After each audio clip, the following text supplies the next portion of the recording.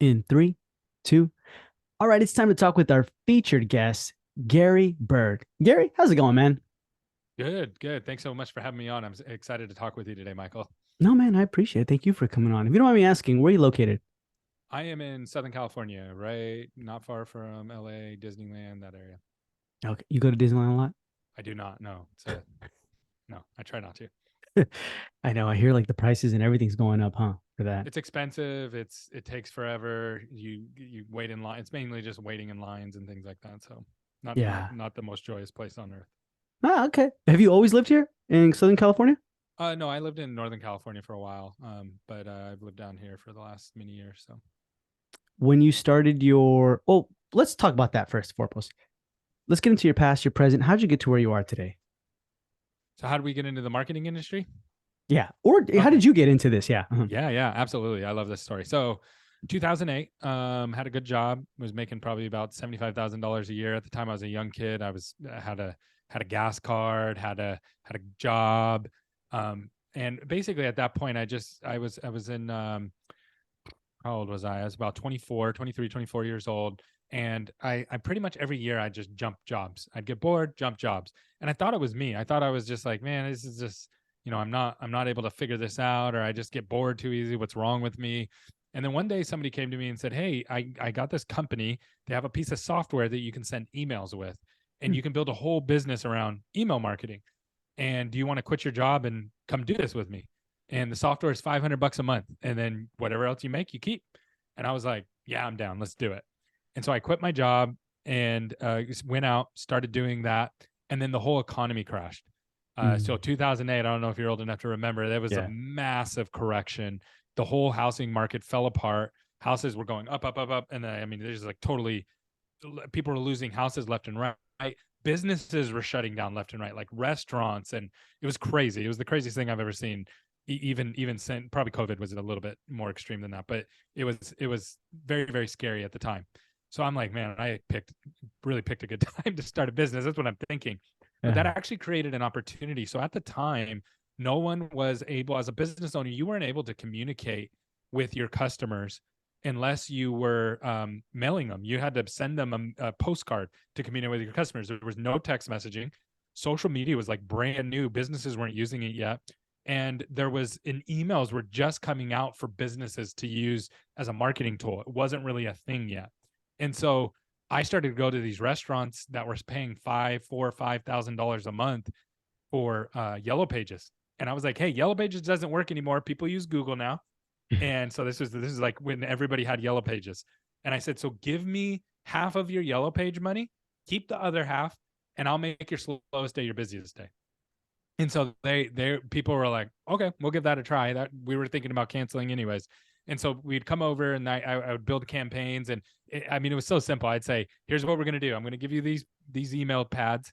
You're going to collect emails, and I'm going to enter them for you. And then I'm going to send you, give me your slowest day, and I'm going to send out promotions for your slowest day. And it mhm. worked every time because these people already like their food, right? And so it was such a simple tool, and it was so impactful. Well, through doing that, I started to add other services. So I learned how to do SEO, how to do websites, social media. Eventually, we built an agency, and we started working with a dentist. And the dentist was able to go from about 90,000 a month to about $400,000 a month. I still work with them. He was our first dental client. And we he started to do really well. He referred us to other dentists. We got, more clients that way. And then eventually about 5 years ago, we said, hey, we're going to just focus on dental. And then we niched down into dental. Over the last 2 years, so right after COVID, we've actually made the Inc. 5,000 list 2 times, fastest growing companies. I think we'll make it one more time. Just it gets to a certain point where you can't make the list anymore because it's hard to triple and quadruple, Mhm. over and over and over again. So I think we'll make it one more time this next year, and super proud of that. And then what I'm really most proud about is we have an amazing culture. So we have great people on our team. We have a really high ENPS score, and right now we have about 100 team members. And I love coming to work every day. I love the people that I work with. I love what I get to do every day, and I just want to keep doing that. And I'm really excited about the future of what we're going to be able to do for dental clients. And right now we're basically our future is we're building out SaaS products that help marketing around dental, and like CRMs and dashboards to actually be able to measure the results of marketing. And we're also providing predictable patient flow for groups, because it gets really tricky when you're working with 5-10 offices and you want to create consistent patient flow. It can get really, really hard. So that's something that we specialize in. Nice, man. A lot. You did a lot. You know, I appreciate you thinking I'm young enough that I don't remember 2008, man. I appreciate that. Do you remember it? I lived it, man. Okay. It was, you know what I mean? You think it's bad, and then the COVID, you're right. Exactly what you said was perfect. Yeah, what you said was right. But I noticed you said you got bored of your jobs fast. Where did that come from? Why? Do you feel like you weren't scratching creativeness or what? I think a unique skill set that entrepreneurs have that served them very well in the business world, is not great as a W-2 employee. Is that we get, and I think, I'm not sure if it's the entrepreneur side of me or the ADHD. I get bored super quick with things. So once I mentally figure something out and I go, cool, I know how to do this now. I've done it either successfully or semi-successfully. I lose all interest in it. I don't want to do it anymore. And so I can hop department to department, thing to thing, fairly easy. Now that's horrible if you're a W-2 employee. If you start a business, it's actually a great skill set, because you kind of have to do that.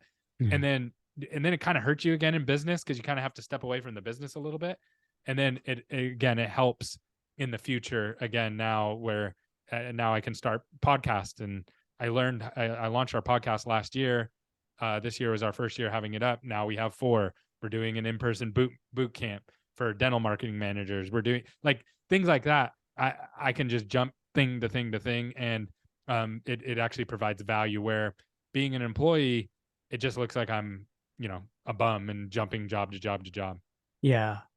Uh, you have a lot of execution, man, in you. I feel like you think of something and you do it. You think of something and you do it, which is a lot. I mean, I lack, a lot of people lack that, right? So where do you feel, where was that muscle strengthened, or how can we strengthen that? Man, that is such a good question. I've never really like broke it down and thought about it this way. I think for me is that I'm a routine person, Hmm. but I like jumping thing to thing. So I used to think that what would make me happy is like if I could just do sales all day, that would make me happy. Or if I could just be an account manager all day, or if I could just do emails and not have meetings all day.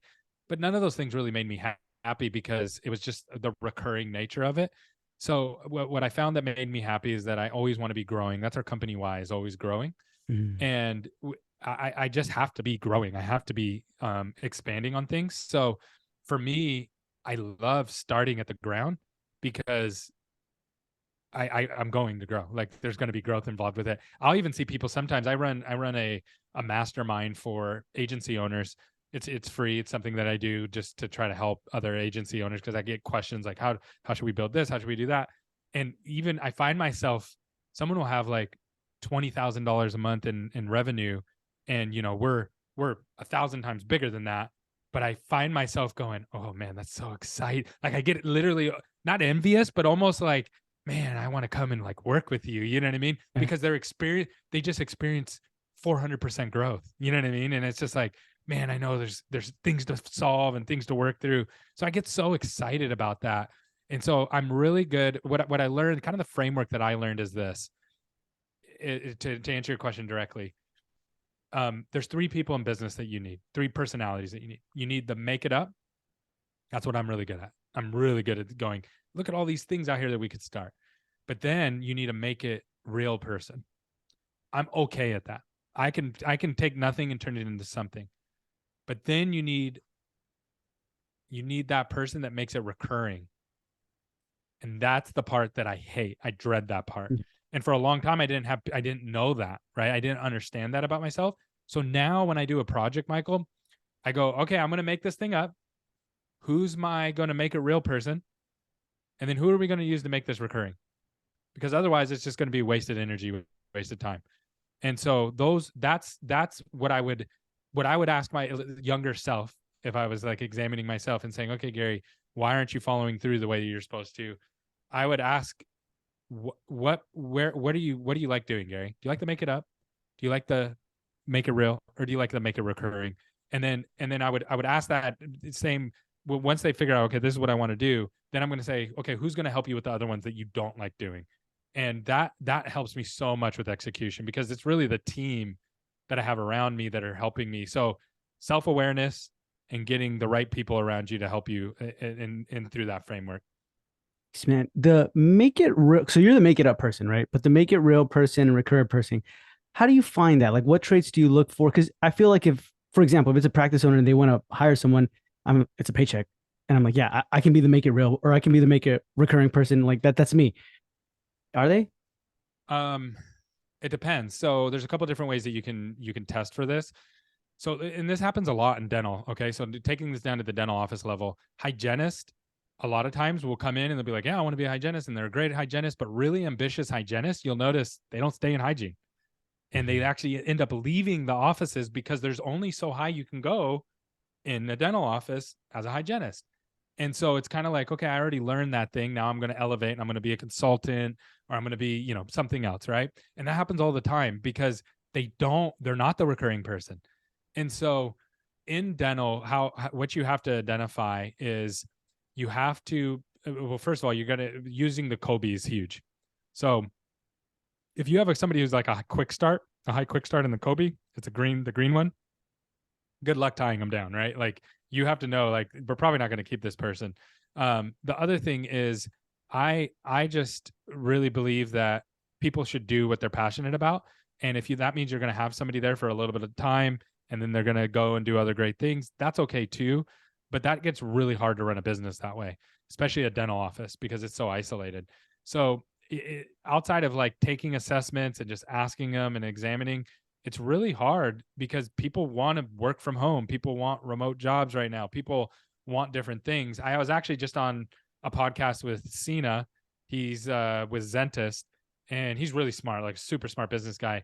And his answer to fix the hygiene shortage was males need to start being hygienists.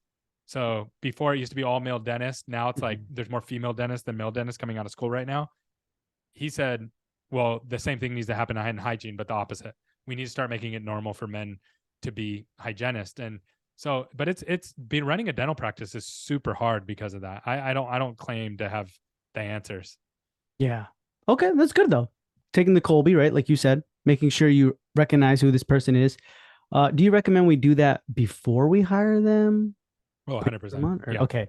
Yeah. So let them do that part of the interview process, or Oh yeah, absolutely. Yeah. Pay for the Kobe. It's like $50, but it's totally worth it. Yeah. We always run everybody through a Kobe, and you can take lessons and classes on what the Kobe actually means and figure out what kind of person they are. I do know for like project managers, I always there's two kinds of project managers that you want. So you want a high blue and a high red, but then if you want a recurring project manager, so like somebody who's going to do the project over and over again, you want them to be lower in the green.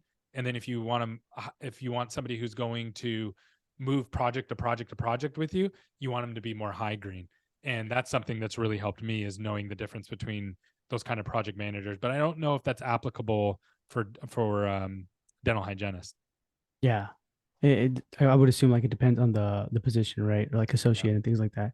Now, you also mentioned when you were doing the software with email marketing, you went to places, restaurants, right?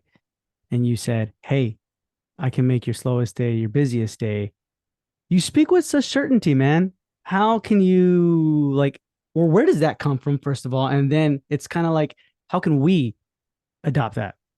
Well, it was just common sense, right? So it was like, okay, so you go again, remember where we're at this time. No email marketing yet, like no text messaging to your customers, and no social media to reach your customers. So that means if you went to lunch somewhere on a Wednesday and or on a Saturday, let's say you went to a lunch on Saturday, you wouldn't hear from that business again unless they sent the postcard to your house, which are really expensive. So you're not Mhm. hearing from them. So now when I come in and I said, okay, let's collect all your what's your busiest day? And it's like, okay, my busiest day is Saturday. Okay, great. Let's collect all your Saturday emails. And then we're going to send out a buy one, get one free for Wednesday. And then the business owners would be like, oh, do I really want to give away half of my check there? And it's like, okay, well, what's your average check? Well, it's $25. Cool. We'll say buy one, get one free. Minimum check has to be $30 though. So they're going to bring somebody with them and buy a little bit extra. So you're not losing any money. And now you don't have dead labor time, because that was the big problem that everybody had during that time was you had to have employees to be open, but then literally no one would walk through your door on, Mm-hmm. on Monday at lunch. And so you couldn't, that's why a lot of businesses shut down. So what I would do is I would run that email to them on that day. And then what I would do is I would go to the restaurant down the street, and I would say, or the gym down the street, I was working with different businesses, and say, hey, I talked to the restaurant down the street. They're willing to do a cross promotion with you and get your customers in front of them, and you guys can run it at the same time. So it looks like it's one email, and we'll send it out, and let's cross promote. So now we're both getting the advantage of each other's databases.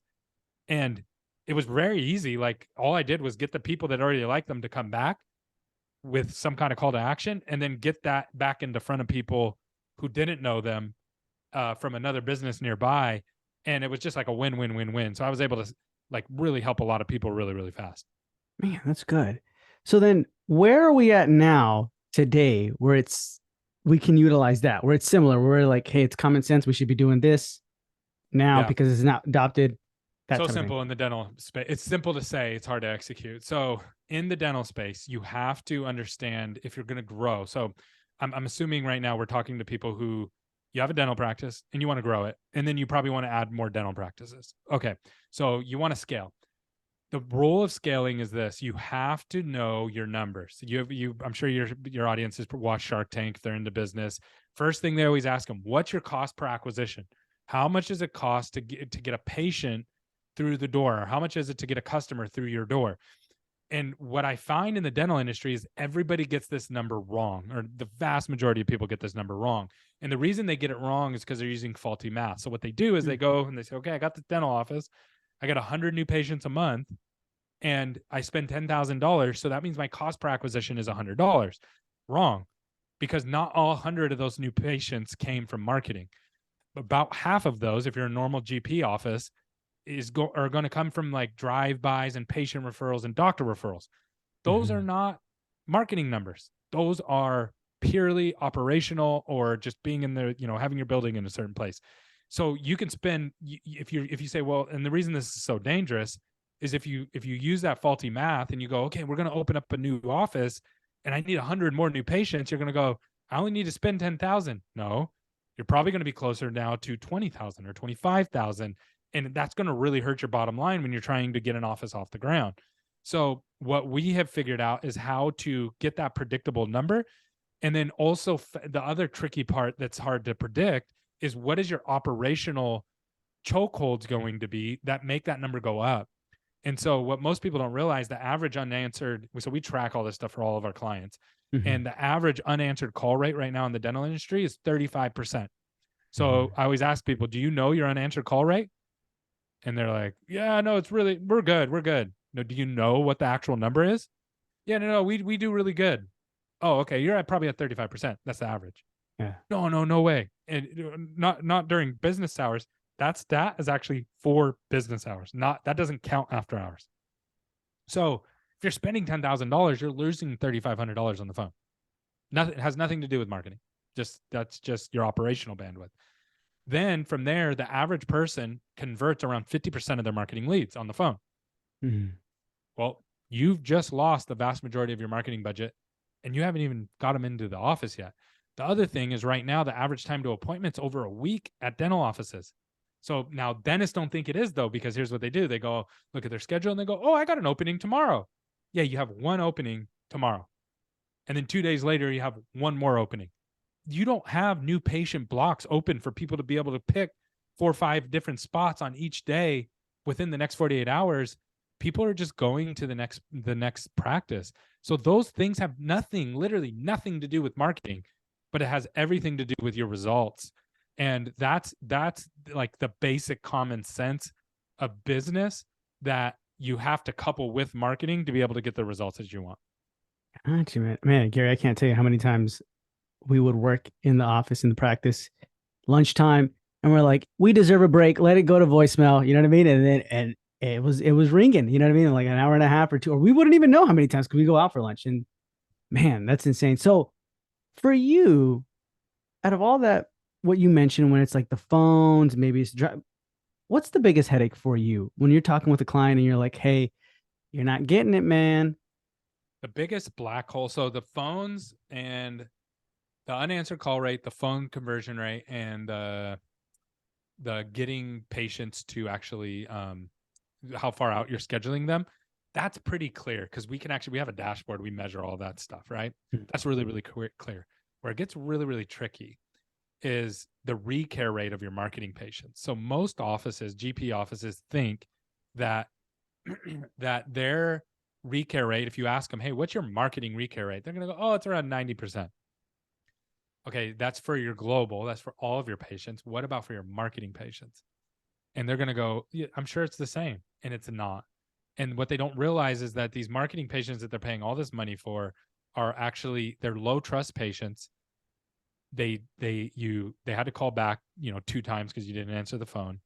When you did answer the phone, the person didn't know how to answer their questions. Then you schedule them a week out. They actually show up. So it's a miracle that they even made it in. But you're only, on average, you're only keeping about 30% of those people. So you'll hear the dentists say this a lot where they go, I feel like we're just bleeding people out the back door. They actually are, but it's the marketing patients. So what happens is you get these offices that they spend $5,000 a month. They get 50 new patients a month. They say their retention rate is 90%. Well, at those numbers, you should market for like a year and then you shouldn't need any more new patients. It should be done, right? Like you already had a book of business. We just added 600 new patients on top of that. You had a little bit of attrition. You should be packed out, but you're not. And the reason that you're not is the section of those patients that are coming in are marketing patients. They're never coming back again. And that's, you just basically wasted your time, money, and energy on trying to get those patients in. How can we fix that? So what you have to do is you have to track your marketing patients separately from your recare rate of those separately, which is really hard to do because most offices can't even identify which new patients are from marketing and which are from other sources. But you have to track your marketing new patients as a standalone. But the best way to do that is through digital. It's follow them all the way through the patient journey and then actually look at what their recare rate is. And then what you'll realize is, oh, we have a problem. And then all you have to do is slow down with the patient. So what I have found is if you just tell the hygienist and the doctors, slow down, spend a little bit more time with these patients, get them to either recare or accept some kind of treatment. It doesn't have to be a lot, it can be a little bit. And then you win because over time they come back and they buy treatment over and over and over again, and they bring their friends and family in. So there's actually a compounding effect. You're not just losing one patient, you're losing all the referrals and all the future treatment and all those kind of things as well.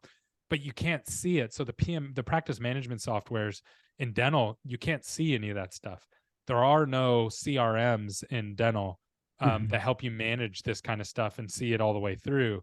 And so that's what we have figured out. And we're constantly building new softwares and different things to help support around that. And so, but that's the only way you can really fix that. Does your agency kind of like help with this? Yeah, so we take the patient all the way, try to take the patient all the way through the patient journey, all the way to getting them to come back. And so we don't solve that for you. Like we're not going to tell you how to recare your patients, but we're going to give you at least the number so you can look at it, and then the coaching that you need to fix it to get those patients back. So that's what we focus on, and what we have found is that getting new patient leads is what a marketing company's job is. But these dental offices have so many holes that you're just not going to be successful unless you can clearly see along the journey where things are breaking. Gotcha. Okay. Because you get that a lot, I'm sure, right? Where you're like, we need more. We need more. Why isn't this happening? Why All the isn't this time. working? And at what point were you like, hey, man, I'm going to sit down with you and it's Figure not this out. working? Yeah. Yeah. So it was funny. So I my first dental client that I had, they were just killing. I mean, they were absolutely killing. And I was like, oh, cool. And they were growing really, really fast. Like I said, over like a 3-4 year period, they went from one doctor, $80,000-$90,000 a month to like 4 doctors, 400,000 plus a month. Right. So they grew fast. So I was just like, okay, cool. I didn't even think that was that big of a deal. I just thought it was like normal. This is just dental business. Right. Well, then another dentist hired us and they didn't have the same results. And I was just a traditional marketer. I just looked at, well, let's look at average time on site. Let's look at, traffic flow and and what was our cost per acquisition on the site? Like how much were people clicking and then calling or filling out the form, right? Mhm. And everything was the same or similar in the same ballpark. And I was like, how are they not having anywhere in the same, like the CTA? We tested CT call to actions, a price point, all that kind of stuff. And I couldn't figure it out. And the doctor was like getting upset, like, Gary, we just don't have patients. And I'm like, this doesn't make any sense. Like these patients are disappearing somewhere. Mhm. And so I said, I'm putting a tracking number on your site. And he's like, I don't care what you do. And I was like, okay. So put a tracking number on the site. I personally went through and listened to all the calls. The front desk person was horrendous, like really bad. Like basically, they had the attitude that patients were a waste of their time and a lot of extra work. And so they were scaring away the new patients. And so I showed him, I said, this is not a marketing problem. This is a person problem. And he's like, well, can you coach them? So I was like, sure. So we coached them, get them to understand. Now they know we're listening. So I thought, this is what I thought, Michael, this is Mhm. being a naive business person. Also, all I have to do is coach people one time and give them the tools. And of course, they're all going to fix it. All my clients will be good. We won't ever have to worry about it again. Wrong.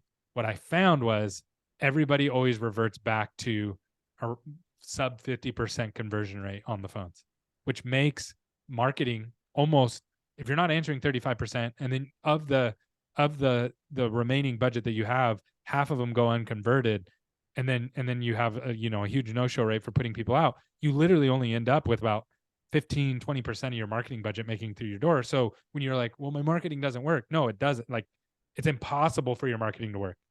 It's literally impossible. You'll never be successful. And so once I figured that out, then it was like, okay, well, I don't want to be in the phone answering game. I don't want to be in the call monitoring game. I don't want Mhm. to be in the, any of those kind of games. So it was just like, how do we develop a software that actually does this stuff for them so they can actually see it?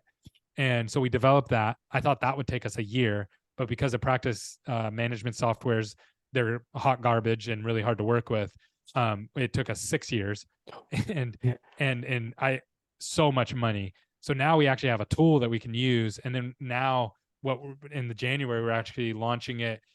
Uh, we're changing the way it all lays out. It's going to be more about the patient journey, tied in to their patient journey. Because I think that's really the future, Michael, is that the future of dentistry for marketing people, especially internal marketing people, um, and operational people, is all going to be focused on the patient journey. That's what really is broken inside of offices right now. Is like if you have a bunch of offices and they're all not answering the phone at 35%, who owns that? And it's like, well, the marketing person, but the marketing person doesn't answer the phones. Okay, well, it's the front desk. Well, the front desk is busy doing insurance claims and stuff. You Mhm. know what I Yeah, mean? Like yeah, yeah. they're checking in patients and checking out patients. So who actually owns the patient journey? Who actually owns recare? Who actually owns, like, as you start to go through and you look at this, what you realize, they're handoffs inside a business. And when you have a handoff inside of the business, it's easy to have nobody own it and have a lot of bleeding through that area. So that's what needs to be changed in dental. Is like, I believe that these marketing managers, we're actually doing a whole boot camp around this. I think marketing managers inside of offices, if I wanted to keep my job, I wouldn't be the SEO person. I wouldn't be the website person. I would be the patient. I would own the patient journey, and I would start at the outside. So starting at the answering the phone, and I would just say, hey, here's who owns the phones. It's Bobby at the front desk, and here's their answer rate. How do we get this up? And if we can support them and help them get it up so they're not doing as much insurance claims, but they're answering the phone more, that will bring this much more ROI to the practice. And if we can get our conversion rate up, then we can get this much more ROI. If we can schedule sooner, it'll lower our no-show rate. If we can, and then you just keep working into the office. Then from there, it's like, how long did they wait in the lobby? Mhm. Did they wait 10 minutes for their appointment, or did they wait an hour? And then when they come into hygiene, did they get a 45-minute cleaning, or was it an hour and a half cleaning? And then when you handed it off to the doctor for some of the treatment, how was that handoff? And then did we get them recare? Did we get a Google review from them? That's all just part of the patient journey. And so I think that's the future of like marketing managers inside of offices, is really owning that, understanding that, and then getting clear, actionable KPIs that'll actually drive results with that. I like that, man. So accountability in these systems, right? Making sure people are like, hey, Bobby, you're answering the phones. You dropped the ball so many times instead of being like, well, I dropped it because I was doing insurancing or like credentialing and, I had to wait for a claim and check the mail, whatever, right? Like they're accountable for that Yep. kind of thing. Yep. And how Mhm. can we support you so you don't have to do that anymore, Bobby? Like Yeah. how can we make sure, because you're doing an insurance claim, which is great. We need that done, but you didn't answer 10 phone calls. And of those 10 phone calls, we think half of them were probably marketing leads. So we lost this much marketing budget for sure. And it's like, Mhm. okay, so how can we hire somebody else to do the insurance claims? Can we offshore the insurance claims? Can we use a software to help us with the insurance claim? Like there's all these options now, but somebody has to bring it to light. Like somebody has to actually know what the numbers are. And here's the biggest problem. I just did a coaching call with the DEO and had about 20, 30 offices on it. Said, how many people here know what your unanswered call rate is? Like two or three knew, Mhm. right? How many people here have somebody who owns the patient journey? No one. No one in smaller offices, so 10 or less, no one owns the patient journey. And that's why things break. So and it's the same thing in my business, right? Like we're right now, right before this call, I got on a call with our president and we're looking at churn and we're looking at growth and we're looking at how do we actually fix this? And we're like, hey, we need to work on our customer journey. How do we shorten the onboarding time? How do we make sure that we get back to leads faster? How do we make sure blah blah blah blah blah, right? Like all super important, but you have to be able to you have to have somebody who owns that. And if you don't have somebody that owns it, then it's just going to break. Yeah. Someone who owns it. Interesting, man. Okay. So that's good. If there's a practice, like I'm sure you've worked with many, many startup practices, right? When there's a startup practice, they're kind of like super lean. Yeah. Front office, one person, maybe it's like a person who does both front office and dental assistant, right? And then they're kind of working. I'm assuming money balls are being dropped, right? At the same time, or everything's like not 100%. In that scenario, do you recommend a software or what are you thinking? So you're talking about like a de novo, like if you and I said, hey, we're going to start a practice from scratch right now and just open a brand new practice up. Okay, Mm-hmm. I would recommend not starting a practice if you're starting lean. Here's the biggest mistake that I would go acquire a practice instead of doing a de novo. So, and here's why. Here's what I see happen all the time. So we're going to launch a de novo because we've opened up this practice and it was really successful, because we bought it from so and so and it had a book of business. Now we want to do one from scratch. And I always ask people, like, do you know what your cost per acquisition is going to be at this office? And they're always like, nope, no clue. We just did this first one. And then I pull up the numbers so we can go look, because we work with offices all over the country, so we can see what the average cost per acquisition is for that kind of area, for that kind of practice.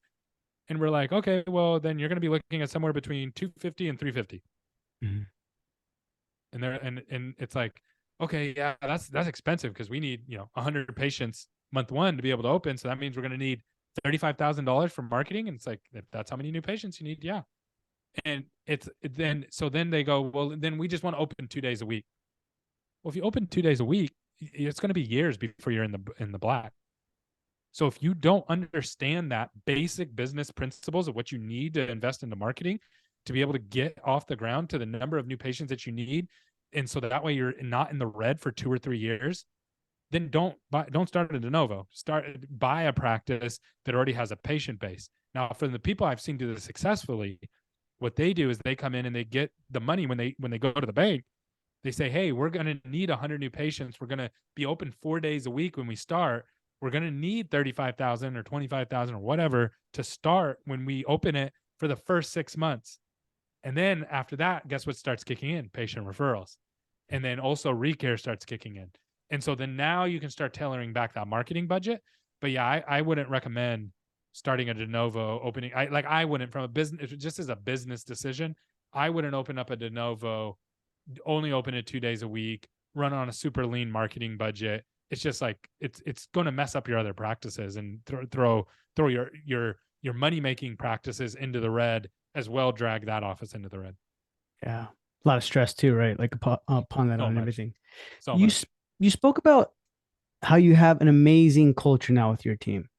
And I feel like in order to get to know it's amazing, that means like okay, I've had a pretty crappy culture before. Had Something horrible was, culture. Yeah, what toxic. happened there? What was that? Okay, so when I first got started in business, well, I'll put it this way. So you don't know what you don't know when you start business, right? Hmm. So what I what I did early on is, oh, there's 3 stages to business. I'll break it this way. The first stage is you have to become good at the thing. So I'll use the dentist as an example. You first have to learn how to be a dentist. That's like the most important part, right? You have to you have to get good at it. Like you get to build up your confidence. You have to believe you're good at it. Your peers look at you and go, man, you're really good at that. You're fast, good quality. And that's stage one. Okay. Now, some people don't ever leave that stage. Some people stay as associates or stay as employees, right? So then now next you have phase two. Phase two is entrepreneurship. Hmm. It's different. Now you have to figure out, well, can I take my skill set and go create an arbitrage and be so good that people are going to pay me more than it costs me to do this service, and they're going to be happy to pay it because I'm doing such a good job for them. And that's a different skill set, and you have to kind of learn that now intuitively, because dental is such a safe industry. It's much easier to do that than any other industry. And what I mean by that is 90% of all businesses that are started, 90% plus, fail. So if you and I said pick any business, doesn't matter, it's going to fail, 90% chance of failure, right? Hmm. Dentistry has a 10% chance of failure. So you're going to probably make it just by being there, right? Yeah. You're going to be okay. Maybe not make as much money as you want, but you're going to be okay. So that part, that entrepreneurship part, kind of comes along with being good at your skill, right? But then there's a third stage. And the third stage is a totally different skill set. It's called leadership. And being a full-time dentist and being a full-time CEO and being good at both of them is not possible. Neither is being a full-time marketer, a great dental marketer, and learning how to do all this stuff and figuring out how to make money and then trying to be a CEO and actually lead people is not possible. You can't do it. Like you can't do it well. And then what happened to me is like, oh, so this is a different thing. I always thought, Michael, that because I'm good at business or because I've been successful at business, then I'm a leader. Hmm. I should just lead the company, right? It doesn't work that way. It's actually a totally separate thing. And so once I realized that I was the problem and not everybody else, and that I was the bad, the bottleneck, and I was the bad one apple causing the problems, not everybody else. And it wasn't, I can't find good team members, and I don't have people who can do what I need them to do. And we hear all these excuses, all these stories. What that person's really saying, and when I've said those things before, is I'm not the leader that I need to be for these people to be able to do the things that they need to do. I recently did a podcast with a young man who owns a marketing company, and he was like, I presented this to him. He's young. He's like 18, 19 years old.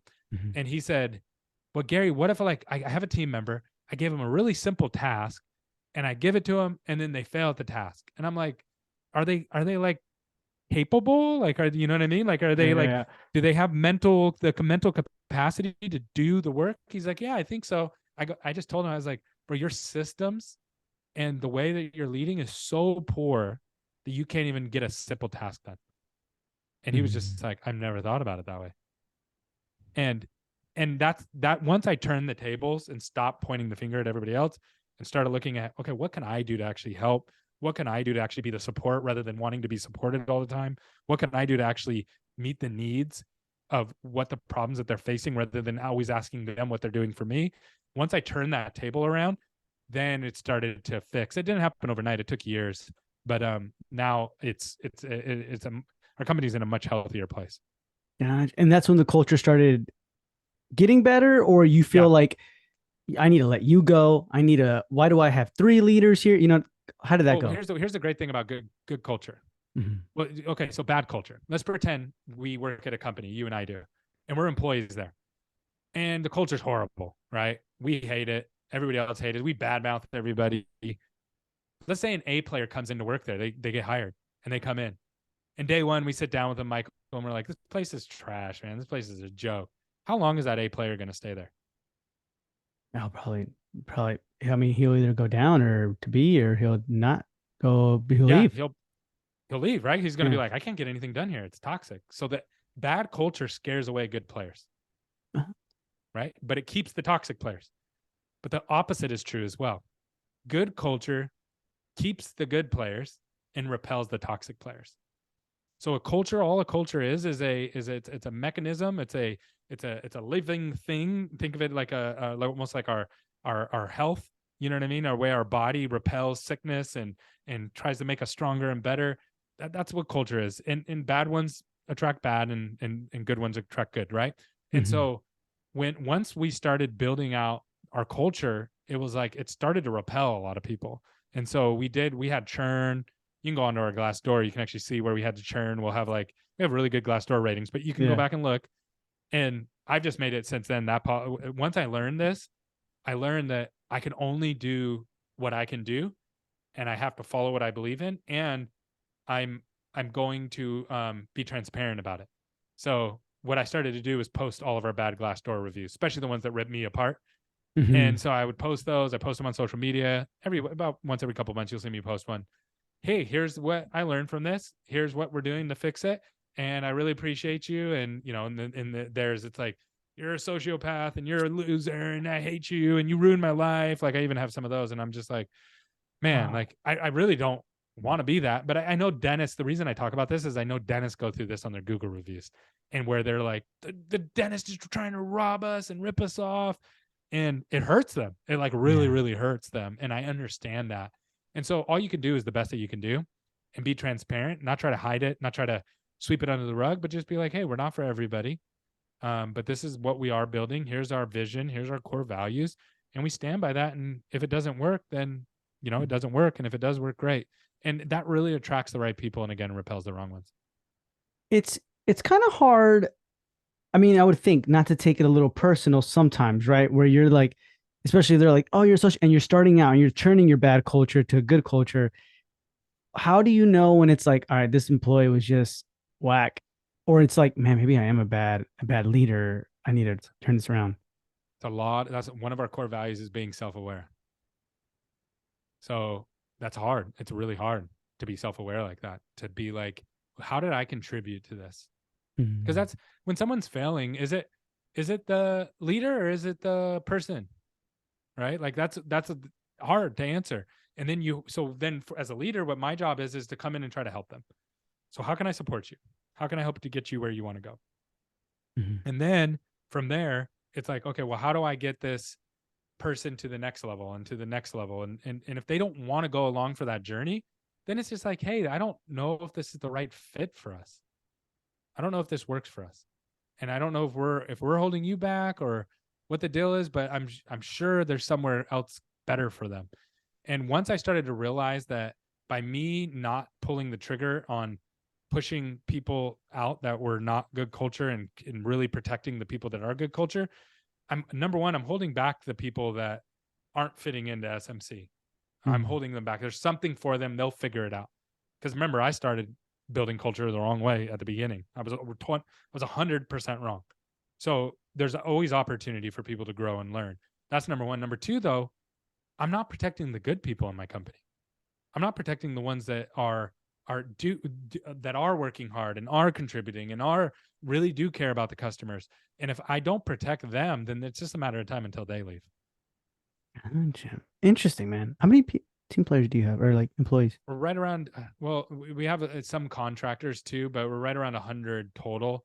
I'd say probably about 80% employees and around 20% contractors, somewhere in there. But we use Jeez. contractors, and a lot of times we bring the contractors in like team members. It's just that they work like in Brazil, or we have team members all over the world.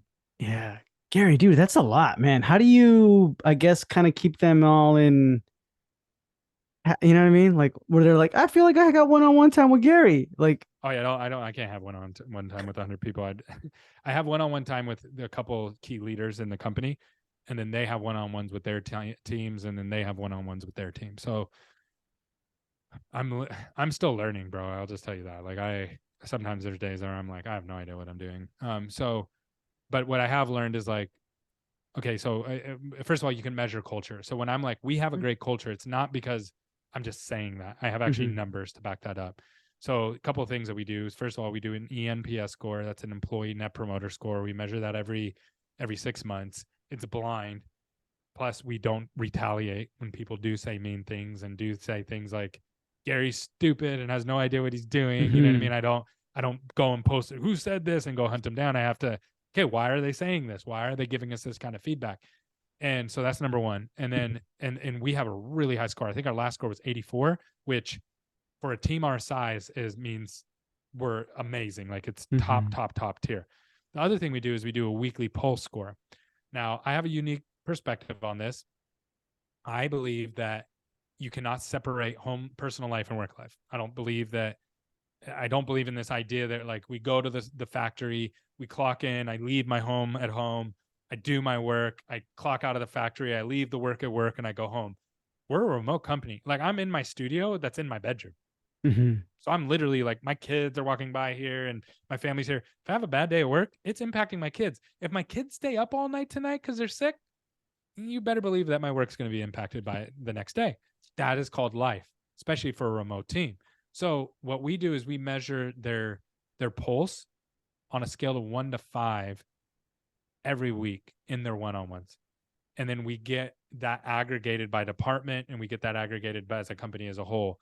And so we tell the team 5 means you're amazing, 4 means you're really good, 3 means you're subpar, 2 means you're terrible, 1 means you couldn't be worse.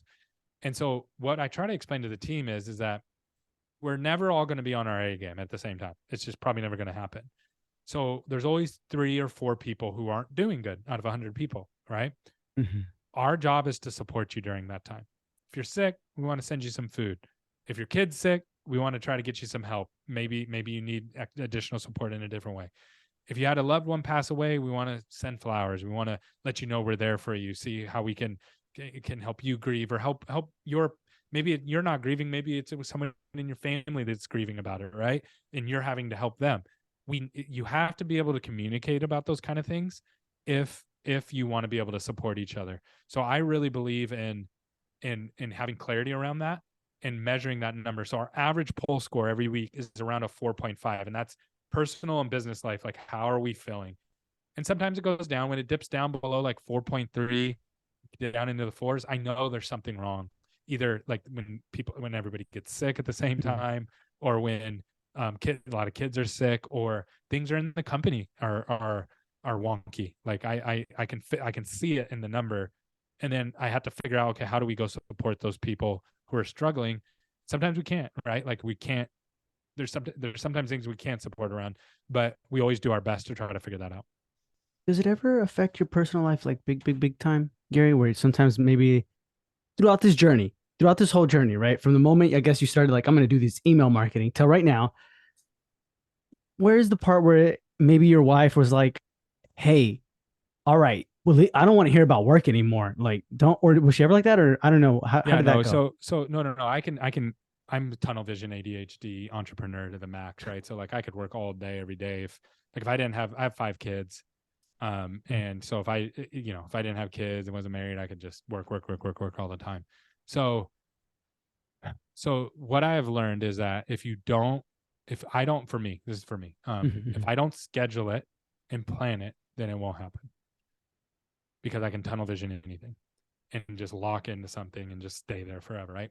So I'm very intentional about scheduling things with my family. So right now, something new I just started with my wife. We wake up early every morning. We walk 3 miles together. So that takes about 40 minutes, 45 minutes. And we talk about whatever, you know what I mean? Like it's not nothing planned. It's just we talk. Where sometimes before we were doing the walks, sometimes I'd be busy. Sometimes, you know what I mean? And we wouldn't talk, and that Mm-hmm. caused problems. So it's just creating that opportunity, right? So with my kids, I take them on stuff that they like to do. So my daughter's like boba, so we go out and get boba together, just us, you know what I mean? And Mm-hmm. my older kids, I take them and kind of do not like official like business one-on-ones, but I have one-on-ones with them. Like, hey, let's meet every week. Let's sit down and talk. Let's have coffee together, and let's talk through, what are you doing? How are things going? How's your life? What do you need help with? How can I, same thing, right? Mm-hmm. I find that as long as I keep those things in balance, that things go well. And and the other thing, I go to church. I'm very active. Like I teach a Sunday school class, those kind of things, and my Mm-hmm. kids are all involved in that kind of stuff too. So we're always like together on Sunday doing stuff like that. So keeping all those things I think those things are super important. It'd be really easy for me because I'm so addicted to like keep growing to drop everything, drop everyone, and just focus on growing in one area. But I know that would probably end in heartache and misery and all those kind of things. So I've had to really learn how to like schedule everything. Same with working out. Like right now, I'm on a treadmill. So I walk 5 miles every day on my treadmill while I'm in meetings like this, not on podcasts because it's distracting, but just meetings. I have a tonal, I have a home gym, so I don't have to go far. I have all that stuff there, so I can just go down there. I try to read every day, pray every day. Like I have all that stuff baked into my schedule, and that's it gets done because I schedule it. Okay, so schedule it in your routine. Dude, you walk 3 miles and it takes you 40 minutes. That would have taken me like 2 hours and 40 minutes. I don't know how you do that in 40 minutes. That's amazing. We're I'm And learning talk. like yeah, I'm learning how to get that's what 3 miles in like 40 45 minutes trying to get like right there. That's our goal. So it's like a 12 and a half minute um is that right? Yeah, 12 and a half minute, 12 13 minute mile. So we're trying to get it in there. Yeah. Nice, man. Awesome. So, any final words or piece of advice that you want to give to our listeners? No, just that well yes, I do. So if you want predictable new patient flow, that's super important. You have to know your numbers. And if you don't know your numbers, get with somebody that you can get the numbers. And then and you might have the most amazing, that doesn't mean you don't have amazing marketing person either. I'll say that. The example that I gave you earlier where I was doing the same marketing for two offices the same way and all the statistics marketing lined up, but it was just there was bottlenecks. So Mm-hmm. figure out what your numbers are. And then what we typically see is that we see about a 20% increase of patient flow on roughly the same budget. Is that for everybody? No. Um, but that is what we often see. So if you're like, you know what, I want to increase my new patient flow. I don't want to spend a ton more money, but I do want to have clarity around what I'm actually getting back from my marketing, my return on investment, and what am my actual lifetime value, what is my recare rate, all those things. We'd be happy to talk to you. We're always happy to help. And if not, if we're not the right fit, we'll be able to tell you. Because if we come back and we go, hey, the cost per acquisition is really high in your area, it's really competitive, it's saturated, that's just what it's going to be. It might make sense to go in a different direction, and that's okay too. So we're happy to have that conversation. Awesome, Gary. Thank you so much for being with us. It was a pleasure. But before we say goodbye, can you tell our listeners where they can find you? Yeah, so on social media, I'm the Gary Bird, just all spelt normally. And then our website is smcnational.com. Awesome. And I know maybe what a lot of you are wondering, he is not related to Larry Larry Bird. Bird, no. No, So you can also check out our podcast. We have a popular podcast called Dental Marketing Theory. I think if you're in the dental industry, you'd enjoy it. And then we have another one called Dental Riffs, where a friend of mine who ran a DSO for a while, and he was actually a member or a partner in it, and sold his position. We just talk about everything in the dental industry, like random stuff that only dental nerds like. So if you're into that kind of stuff, you would enjoy it. awesome. So guys, go in the show notes below, check that out. And Gary, thank you so much for being with us. It was a pleasure, and we'll hear from you soon, bud. My pleasure. Thanks for having me on.